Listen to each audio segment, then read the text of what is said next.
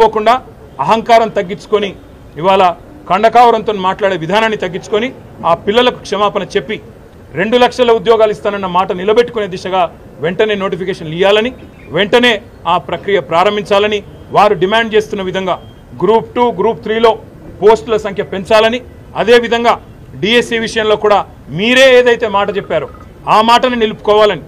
ఆనాడు మీరే చెప్పారు ప్రతిపక్ష నాయకుడిగా 21,000 ఉద్యోగాలు ఉన్నాయని చెప్పినారు అవి కూడా వెంటనే నోటిఫై చేయాలని అదే విధంగా గ్రూప్ 1లో కూడా 1:100 నిష్పత్తిలో పిలవాలని మేము పెట్టిన డిమాండ్ కాదు మీ పార్టీ తరఫున ఆనాడు బట్టి విక్రమార్క గారు నిండు శాసనసభలో పార్టీ ప్రతినిధిగా చేసిన ఫ్లోర్ లీడర్గా చేసిన డిమాండ్ దాన్ని కూడా నిలుపుకోవాలని చెప్పి తెలంగాణ యువత తరఫున తెలంగాణ పిల్లల తరఫున ఈ ప్రభుత్వాన్ని ముఖ్యంగా రేవంత్ రెడ్డి గారిని తెలంగాణ యువతకు నిన్న మాట్లాడిన దిక్కుమాలిన మాటలకు క్షమాపణ కూడా చెప్పాలని చెప్పి కూడా డిమాండ్ చేస్తూ సంవత్సరంలో 2 లక్షల ఉద్యోగాలు ఇచ్చే విషయంలో రాబోయే శాసనసభ సమావేశాల్లో కూడా తప్పకుండా చర్చకు పట్టుబడతాం ప్రభుత్వాన్ని శ్వేతపత్రం ప్రచురించమని డిమాండ్ చేస్తాం అదేవిధంగా ఒకవేళ వారు కనుక ఒప్పుకోకపోతే తప్పకుండా వాయిదా తీర్మానం ఇచ్చైనా సరే సభను స్తంభింపజేయడానికి కూడా వెనుకాడమని చెప్పి కూడా హెచ్చరిస్తా ఉన్నాం ఆ రాజకీయ శక్తుల పేర్లు రాహుల్ గాంధీ రేవంత్ రెడ్డి అక్టోబర్ నవంబర్లో ఇప్పుడు రేవంత్ రెడ్డి మాట్లాడుతున్నాడు బక్కా జడ్సన్ గారు దీక్ష చేస్తే ఏ ఉద్యోగ కోసం ఆయన దీక్ష చేస్తున్నాడు అన్నాడు మరి గాంధీ భవన్లో 2023 సంవత్సరంలో రేవంత్ రెడ్డి గారు కూడా దీక్ష చేసిండు ఏ ఉద్యోగం కోసం దీక్ష చేసిండు ఏ పరీక్ష రాస్తున్నాడు రేవంత్ రెడ్డి అని చెప్పి దీక్ష చేసిండు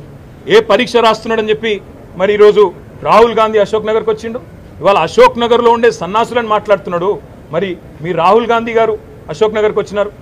నువ్వు వచ్చినావు అశోక్ నగర్కి మీ నాయకులందరూ ఆ కోచింగ్ సెంటర్లో చుట్టే తిరిగినారు మధు యాష్కి గారు ఇతరులు ఎవరు సన్నాసులు ఎవరి గురించి మాట్లాడుతున్నావో ఆలోచించుకొని మాట్లాడితే బాగుంటుంది ఇది ఇప్పుడు 4.5 ఏళ్ళు ఏ ఎలక్షన్ కూడా లేవు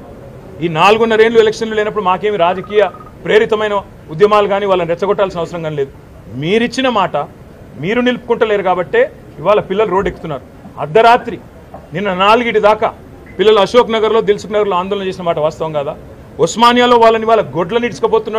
ఈడ్చుకపోతూ ఇవాళ అరెస్టులు చేస్తున్న మాట వాస్తవం కాదా 6 నెలల లోపలనే ప్రజాపాలన అంటే ఎమర్జెన్సీని తలపించే విధంగా ఇవాళ పిల్లలు బాధపడుతున్న మాట వాస్తవం కాదా వాటికి సమాధానం చెప్పే సత్తా లేక ఇవాళ నోటికొచ్చినట్టు వాగడం కాదు ముఖ్యమంత్రి గారు ఇంకా ప్రతిపక్షంలో ఉన్నట్టుగానే మాట్లాడుతున్నాడు రేవంత్ రెడ్డి ఒక ముఖ్యమంత్రిగా గౌరవంగా తెలంగాణ పిల్లల గురించి మాట్లాడితే ఆయనకు మంచిది అందరికీ మంచిది రాష్ట్రానికి సరే రేవంత్ రెడ్డి గారి గురించి ఎంత తక్కువ మాడితే అంత మంచిది మేము అనేది ఏమంటే రేవంత్ రెడ్డికి సత్తా ఉంటే నీ ప్రభుత్వానికి నిజాయితీ ఉంటే చిత్తశుద్ధి ఉంటే నువ్వు అంటావు కదా మాట్లాడితే శ్వేతపత్రం అని ప్రచురించి శ్వేతపత్రం ఎన్ని నోటిఫికేషన్లు ఇచ్చినావు తెలంగాణ వచ్చినాక ఎన్ని ఉద్యోగాలు భర్తీ చేసినావు నువ్వు చెప్పిన 2 లక్షల ఉద్యోగాలు నువ్వు చెప్పిన జాబ్ క్యాలెండర్లో ఎన్ని మాటలు నిలబెట్టుకున్నావు స్పష్టంగా ఒక శ్వేతపత్రం ప్రచురించి మీరు చెప్పాలని చెప్పి నేను డిమాండ్ చేస్తాను థ్యాంక్ యూ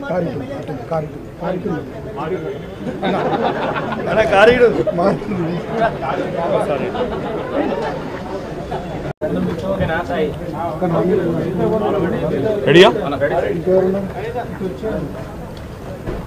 సరిగ్గా అక్టోబర్ నవంబర్ 2023 సంవత్సరంలో తెలంగాణలోని లక్షలాది మంది యువతని రెచ్చగొట్టి తెలంగాణలో ఆనాడు అప్పుడున్న కేసీఆర్ గారి ప్రభుత్వం మీకు ఉద్యోగాలు ఇవ్వలేదని నోటిఫికేషన్లు ఇవ్వలేదని పరీక్షలు సరిగా నిర్వహించలేకపోతున్నదని అసమర్థ ప్రభుత్వం అని అవాకులు చెవాకులు పేలి తెలంగాణ యువత మనసు ఖరాబు చేసి తమ రాజకీయ నిరుద్యోగాన్ని తీర్చుకోవడానికి ఆనాడు రాహుల్ గాంధీ గారు అదేవిధంగా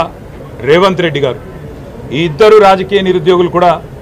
తెలంగాణలోని యువతని తెలంగాణలోని నిరుద్యోగుల్ని రెచ్చగొట్టి ఆనాడు ఎన్నో రకాల ఆశల వాతావరణాన్ని కల్పించే ప్రయత్నం చేసినారు పుంకానుగా పేజీల నిండా